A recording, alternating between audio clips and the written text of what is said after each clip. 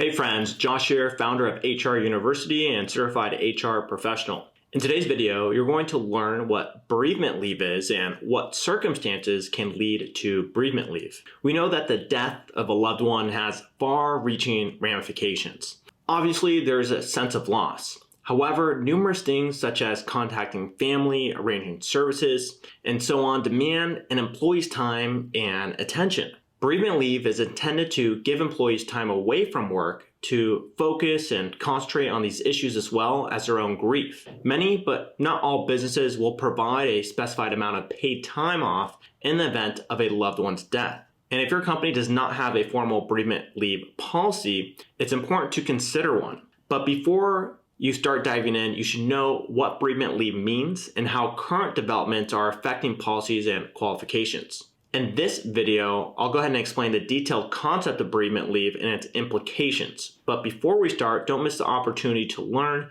and become an HR expert by joining us and subscribing to this channel. And that way you'll get all the informative content from HR University on a regular basis. Now, with that said, let's go ahead and jump in. So what is bereavement leave? Employees who have lost a loved one, such as a spouse, child, or other family members, are eligible for bereavement leave. And bereavement leave allows employees to mourn, essentially. Additionally, it gives the employee the opportunity for memorial services, funeral and burial services, and other associated activities. A bereavement policy should be in place for many small and medium-sized businesses that don't currently have one.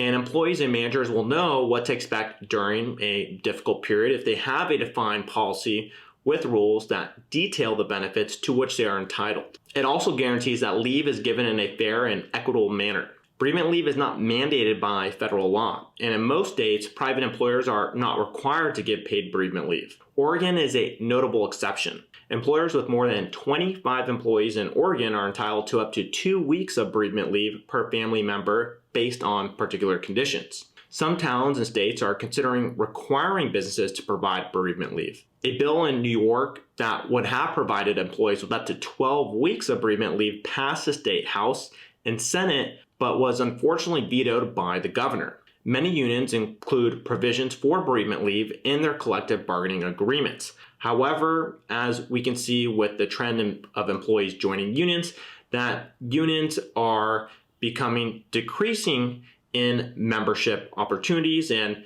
not as widely available to provide these benefits to potential employees. However, these agreements do make it possible for employees to take off time to grieve. Now let's talk about what are the necessary ingredients of a bereavement leave policy. Employees and managers can navigate time off during a difficult period with the help of a well-structured bereavement leave policy. And an employee handbook should include such a policy along with other forms of leave such as sick leave, family leave, and vacation. Bereavement leave policies should include the following at the very least. What family members are entitled to bereavement leave if you have distinct criteria for immediate and extended family members? Are there any restrictions on the number of bereavement leave days given to employees? Whether the leave is paid or unpaid? Detailed instructions on how to seek time off and any necessary paperwork, and which systems to use for requesting and tracking time off.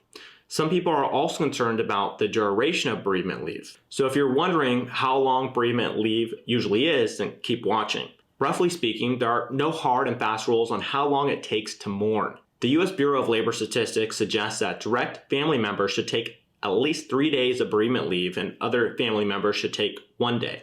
Many companies use a similar framework to vary the amount of leave provided depending on the family member. Some companies calculate the amount of bereavement leave on the deceased relationship with the employee. Special attention is given to immediate family members such as a spouse, child, parent, or grandparent. The International Foundation of Employee Benefits Plans, so the IFEBP, conducted research to see how many days of paid leave companies offered based on the employee's relationship to the deceased. And here's what they found. And that is that the average leave count offered for the death of a spouse, parent, or child was 3 days. However, most businesses offered only 1 day of bereavement leave for the death of an extended family member. You might also be wondering about what qualifies for bereavement leave, and I'll cover this in just a sec. In general, bereavement policies should specify the circumstances under which employees are eligible for leave. It should also specify the amount of time that will be granted based on the nature of the relationship between the employee and the deceased.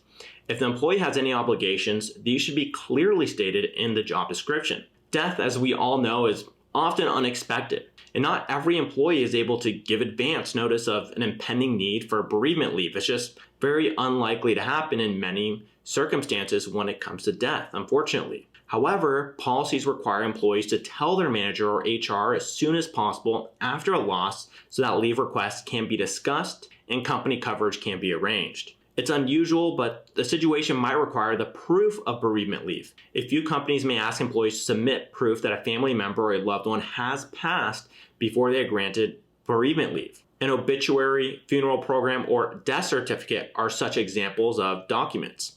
Employers who require evidence often allow employees to present the evidence after the leave is taken because the evidence may not be available before the employee needs to take the leave. And if an employee fails to submit the required evidence, the employer may then refuse to pay the employee for the leave or penalize the employee if the policy provides an adequate warning. And the last thing that might confuse people is the difference between funeral leave and bereavement leave. Funeral leave and bereavement leave have certain similarities, but they're not the same. There are certain companies that only allow employees to take time off to attend a funeral. They do not provide additional time for employees to grieve the loss of a loved one. Funeral leave or bereavement leave are terms used by employers to describe this type of leave. Employees on bereavement leave are often allowed to take time off to attend the funeral as well as additional time to mourn. And there we have it. That's all for today's video on bereavement leave from HR University. And I hope that this addressed a lot of the questions that you had around this subject. And if you learned from this video and you enjoyed it, make sure to go ahead and give it a thumbs up, subscribe to our channel so you can keep up to date with everything HR and learn about all the different HR concepts. And I'll see you on some of our following videos. Cheers.